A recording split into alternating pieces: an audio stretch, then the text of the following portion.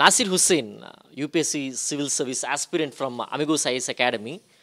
తను అడిగి Amigos is అకాడమీలో ఫెసిలిటీస్ ఎలా ఉన్నాయి, ఫ్యాకల్టీ టీచింగ్ ఎలా ఉంది, అండ్ మెంటర్షిప్ ప్రోగ్రామ్ ఎలా ఉంది, అండ్ కరెంట్ అఫైర్స్ని ఎంత అర్థమయ్యేలాగా చెప్తున్నారనేటువంటిది తన మాటలను విందాం.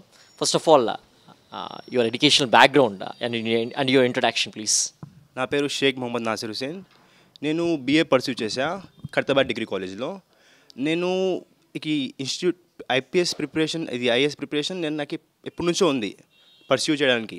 కానీ నాకు తెలీదు ఎట్లా చేయాలి, ఏం చేయాలని. ఇక్కడ ఈ అశోక్ నగర్లో వచ్చి అన్ని ఇన్స్టిట్యూట్లో చూసా. వాళ్ళు ఎక్స్ప్లెయిన్ చేస్తున్నా కానీ అంత కనెక్ట్ అవ్వట్లే వాళ్ళతో. ఈ అమిగోస్లో వచ్చి వాళ్ళతో ఇంటరాక్ట్ అయితే వాళ్ళు బేసిక్ టెర్మినాలజీ ఎక్స్ప్లెయిన్ చేశారు నాకు. అంటే ఎకనామీ ఏంటి, కాన్స్టిట్యూషన్ ఏంటి, అలాంటి ఎక్స్ప్లెయిన్ చేసి కనెక్ట్ అయ్యా వాళ్ళతో కనెక్ట్ అయితే వాళ్ళు చెప్పారు ఇలా ఉంటాయి క్లాసెస్, మాకి ఇలా అన్నీ ఉంటాయి, ఫెసిలిటీస్ ఉంటాయి. అంటే నేను ఒప్పుకొని నేను జాయిన్ చేసి చూసాను. నేను 1 వీక్ చూసా ఫస్ట్ ఎట్లా ఉంటుందని. ఫస్ట్ క్లాస్ వాళ్ళు ఏం చేశారంటే ఫస్ట్ బేసిక్ టెర్మినాలజీస్ అంటే సివిక్స్ ఏంటి, పాలిటీ ఏంటి, కాన్స్టిట్యూషన్ ఏంటి, అవి ఎక్స్ప్లెయిన్ చేసి అర్థమవుతుంది నువ్వు యూపీసీ చేయగలుగుతావా లేదా అని. అట్లా అర్థమైంది నాకు. అయినా ఈ మెంటర్షిప్ ఏమైనా ఉందో వాళ్ళు ఏం చేస్తారంటే ఆన్సర్ రైటింగ్ చేస్తారు. ఆన్సర్ రైటింగ్ ప్రిపరేషన్ అంటే నువ్వు ఇంట్రో ఎలా రాయాలి, కంక్లూజన్ ఎలా రాయాలి, బాడీ ఎలా రాయాలి, అవన్నీ ఏంటంటే మంచిగా ఒక సిస్టమేటిక్గా వస్తుంది మాకు. ఎందుకంటే నువ్వు నువ్వు రోజులు వచ్చి ఎట్లా పడితే ఇట్లా రాస్తే రాదు అది ఆన్సర్. వీళ్ళు మెంటర్స్ ఏంటంటే గైడ్ చేస్తారు. ఈ క్వశ్చన్కి ఈ కోర్ డిమాండ్కి నువ్వు ఈ ఆన్సర్ రాయాలి, నువ్వు ఈ ఇంట్రో వేయాలి. క్లాస్ అయిపోతుంది, ఇన్స్టిట్యూట్లో స్టడీ హాల్కి వస్తాం. మంచి ఫెసిలిటీ స్టడీ హాల్ ఇది.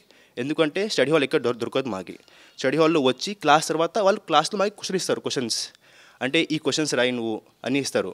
ఆ క్వశ్చన్స్ బట్టి పీస్ ఉంటుంది, మంచిగా సైలెంట్ ఉంటుంది.